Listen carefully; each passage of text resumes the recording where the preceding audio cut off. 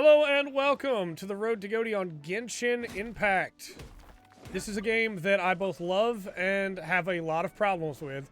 So whereas the last couple of Road to GotYs have been a little rambly, as we just talk about things I like, this one's going to be a little bit more focused. This game, I think, would be my game of the year, if not for some of my big complaints, and might still be because of the amount of enjoyment that I've had out of it. But it does have a lot of issues, and I'm definitely going to have to talk about those today.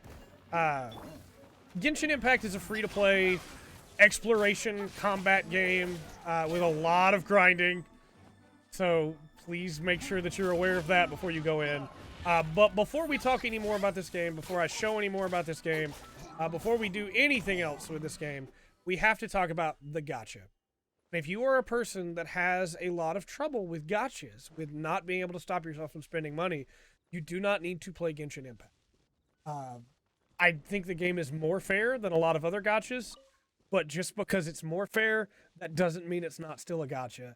And you will find yourself wanting to spend money. Free-to-play players exist, and they've done some great guides that you can find on the internet, but when it comes to the gacha, you're going to wind up spending some money if you don't have some control. You gain back Primo Gems just by playing. You do your daily commissions. You get 10 per commission and 20 for completing all of them. That makes a daily 60, but you need 160 to do a roll. You can get more from opening chests, from completing quests, from events. You can get more from the Spiral Abyss. But you are always going to need more Primo Gems. And that is probably the biggest issue, gacha-wise, that I have with this. There's a system in this game that I have a big issue with. But when it comes to the gacha, it's tough to get the character that you want. You'll get a guaranteed 4-star every time you do 10 wishes. Whether you do it all at once or you do it over the course of time, you will get a guaranteed 4-star within 10. You can get more than one. The problem is you don't know which 4-star it's going to be. You'll get a 5-star within 90 rolls, but that's a lot of rolls. And even then, you're not guaranteed to get the right 5-star. I wanted Zhongli really badly, so I had to do quite a bit more than 90 rolls because I got a second D-look. Now, granted, I have 5 4-star members in my normal battle party. I had to put Sucrose in to get a Geoculus that I'll comment it again. But I have 5 5-stars in my average party. I've done a lot of rolls. And a lot of that was rolls I got for free, but some of those were rolls that I paid for. I like playing gacha games. I like the randomness of it. But gachas will always be predatory by nature. And so if you are someone who struggles with the predatory nature of gachas, you do not need to subject yourself to Genshin Impact. Please keep that in mind. For children as well, for children who have very little impulse control, they should not be allowed to play this game with a credit card attached. Because you will see a character that you want and you will try to get them. That said, you do get a lot of free primos, as we talked about. A lot of the rolls that I did for Zhongli were free rolls that I didn't have to pay for at all. But just keep that in mind, that it is still a gacha at the end of the day. Past the gacha, because that is my biggest, like I said, that's my biggest complaint game-wise. There's still a system that I have bigger issues with. I do think it's a really fun game to play. Combat is really satisfying to me. Balancing between your elements to be able to get your different elemental bursts, like that was an overloaded, because it was electro into pyro. That is where the real fun comes to me. Like right now she's on fire, so if we switch in Child and use some water, then we're going to do quite a bit of extra damage to her. There will be some spoilers in the latter half of this video, and there will be visual spoilers all throughout. But for the most part, we won't be spoiling too much in here.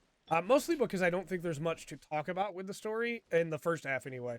There's some stuff in the Liyue story that I like a lot that I'll talk about. But for the most part, combat is just that, switching between your characters, making use of their various abilities so that you can get as much damage as you can. Doing a bunch of damage, using their bursts, taking out the enemies and getting their drops. And that is the core loop of this game when it comes to combat. There's also the exploration part of it, where you find puzzles out in the world and you can solve them. By solving them, you can sometimes get a chest, you can sometimes get an item. I think the puzzle aspect is really fun. I like the puzzles a lot. I like exploring this world. I like finding the stuff in this world. World building wise, this is 5 out of 5, 10 out of 10, best game of the year when it comes to world building.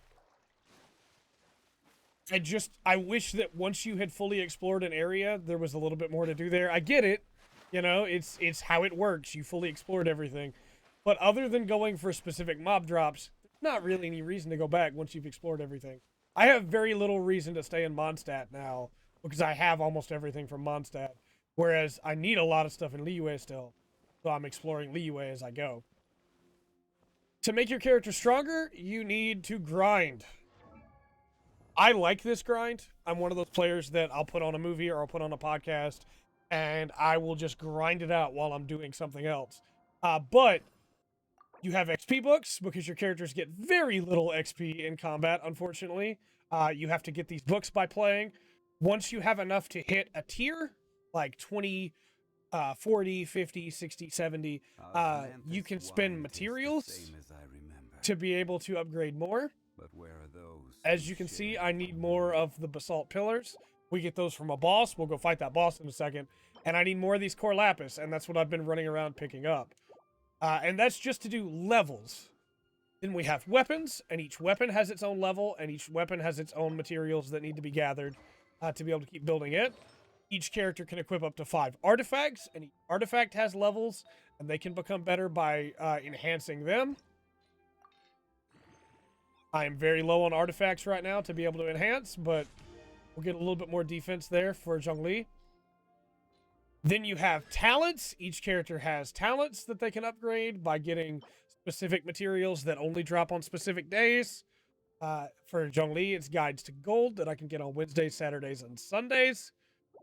It's a lot of grinding, and that's not even counting the Constellation, which you can only get by pulling that character again in the gacha. I have only gotten 1 repeat 5-star in all the pulls that I've done, and I've been playing since day 1 of release on PS4, and that's a second D-Look one that I got. And these are good. These are really good abilities, but you just don't get them unless you get repeats. Now, there are some 4-stars that I've gotten max constellations on, like... I miss Barbara. Like Razor. Max constellation on Razor, and he's got all kinds of stuff.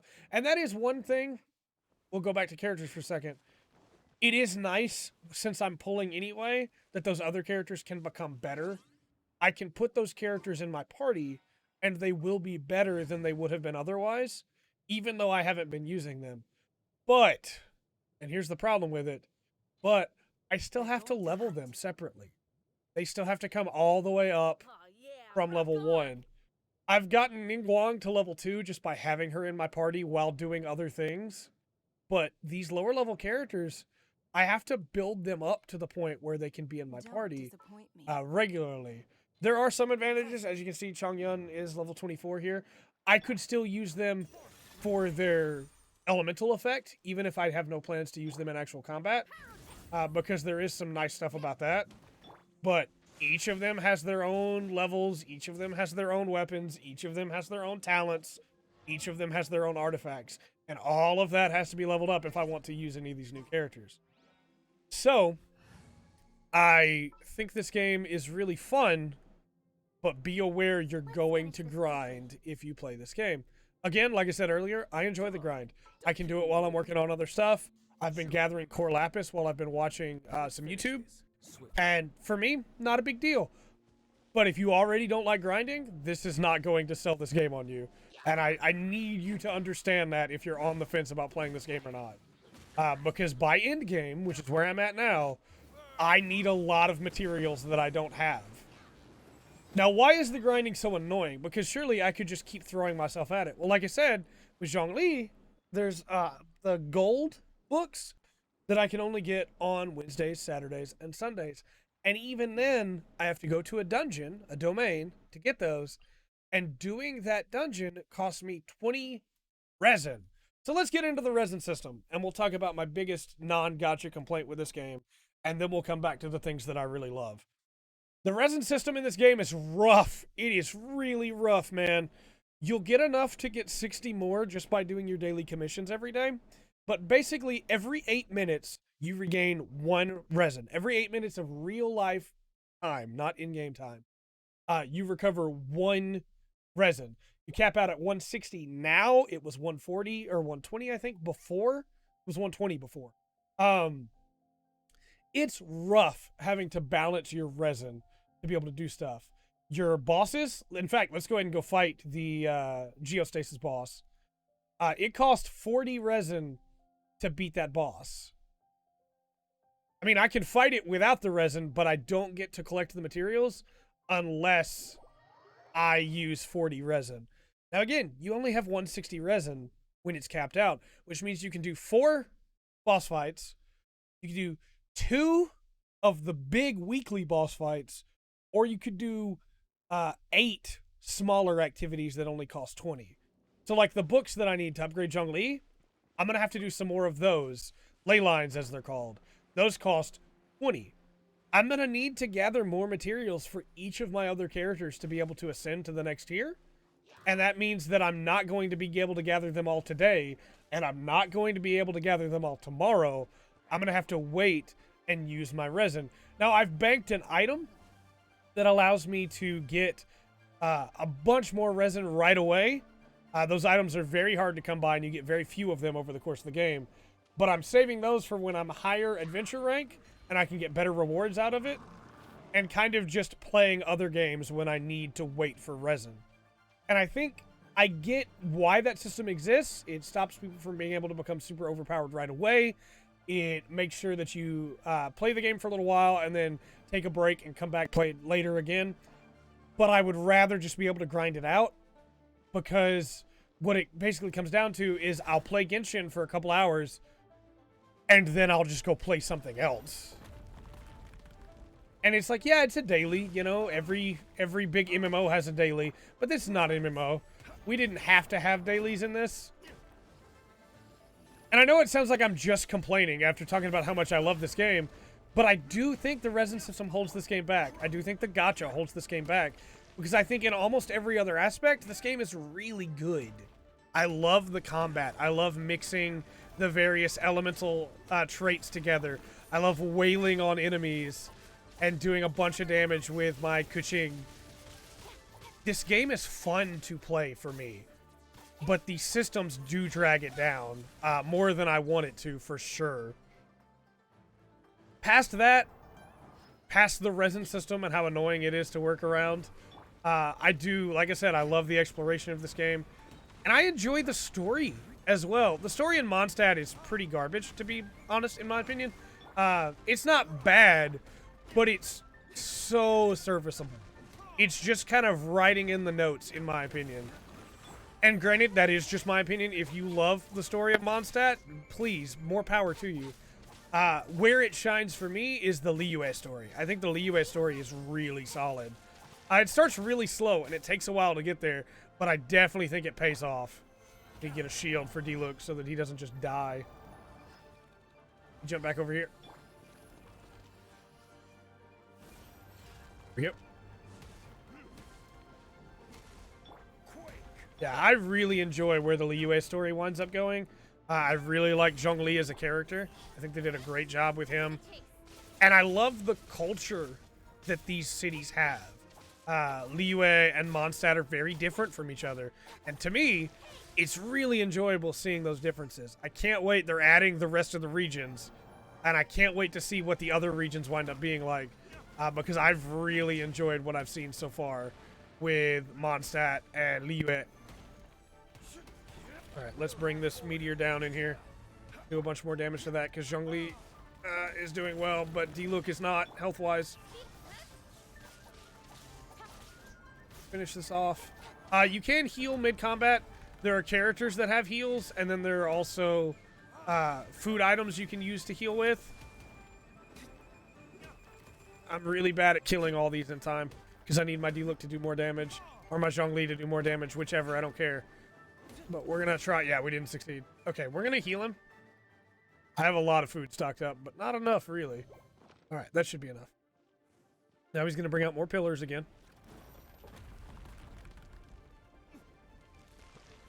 The music in this game is really solid. I like it a lot. After this, we'll go to my favorite area of the game. And we'll talk about the world itself and exploring and everything and how cool that is. He moved. If you break the pillar when he's not on top of it, it doesn't do anything to him. So there's no point in doing it. Yep. Maybe we got him. Go ahead and do this, just to make sure we get him.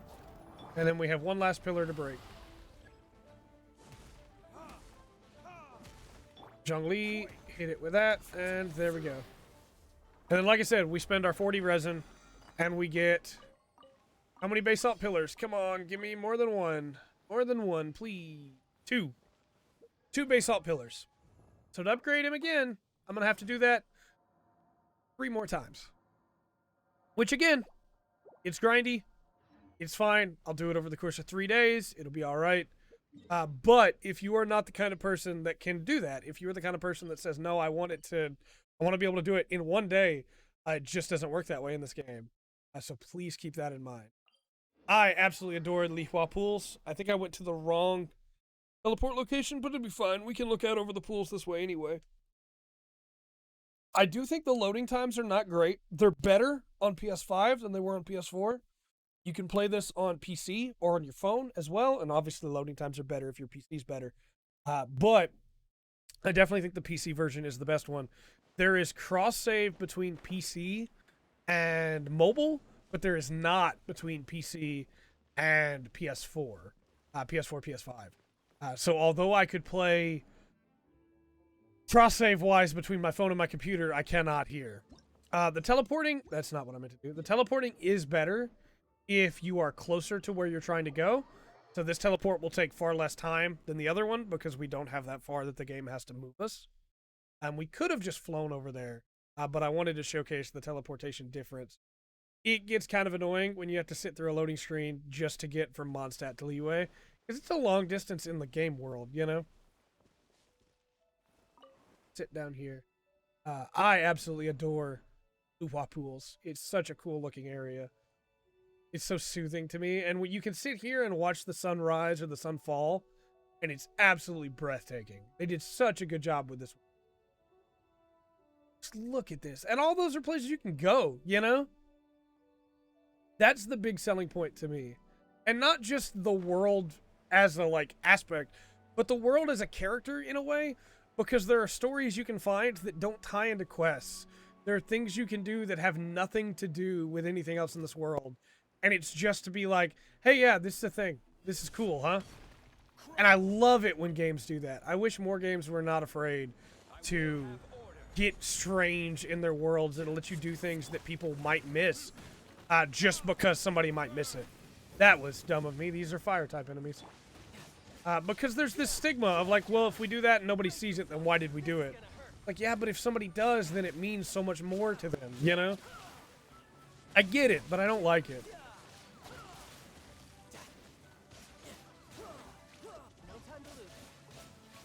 Take care of these guys. Stop them from getting their shield. Pick up that flaming flower while we're at it. And then there should be another core lapis up ahead. We'll go pick that up.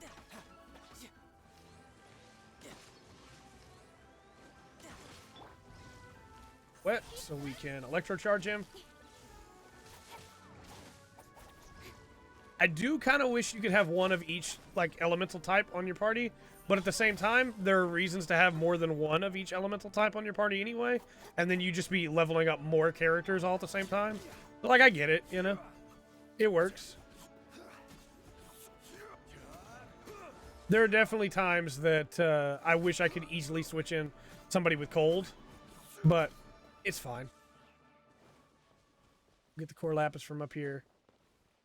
And then we will go to one more place and we'll call it for this review. I know I've been extremely harsh on the game in this. I do want to specify again, despite those issues, it's currently sitting at the #1 spot on my games of the year list. I really like this game. It's really fun. I love just playing this game. I love just existing in the world of this game. The area that I'm going to go to next is spoilers, if you haven't done it yet. Not story spoilers or anything like that, but it's just world puzzle spoilers. So I'm going to go to that now. If you don't want to see that, you can end it here and just know that I am incredibly positive on this game, despite all the issues. But if you want to see the end of this year, there's not much more to say other than just, I think this is really cool. And one of my favorite moments of the year in gaming came from this. And I'll be the first to admit, I have a hard time separating things that I loved in video games in a year and the actual like problems with the game. Because if I really like some things about a game, I will put up with other things I don't like. But I understand that not everybody plays games that way, and I'm not trying to shame anybody that doesn't enjoy this game, because there's a lot of issues with it. There are. They just don't bug me personally. That doesn't mean that I'm ignoring them, though. That's why I've spent 20 minutes talking about it. Come on!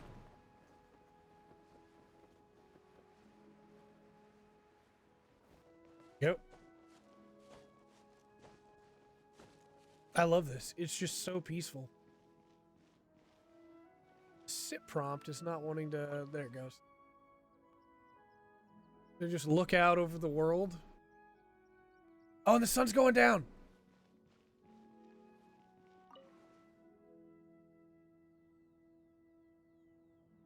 And watch the sun go down from the top of a mountain retreat.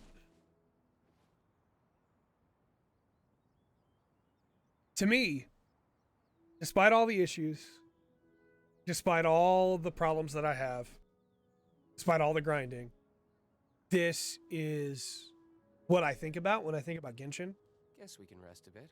I think about moments like this, where I'm just exploring in the world, and I find a cool thing, and the first time I got up here, the sun rose while I was up here. And it was so beautiful to just watch the sun come up while sitting down on this raised retreat up in the sky that a monk had left behind. I love it. I love this game. I love this game so much. And at the end of the day, you know, this game makes me happy. And sometimes that's all I need out of a game. Guess we can rest a bit. Let me know your thoughts on Genshin Impact in the comment section down below. And until next time, I've been Trey. This has been The Full Spectrum. Remember to always enjoy the full spectrum Genshin has to offer.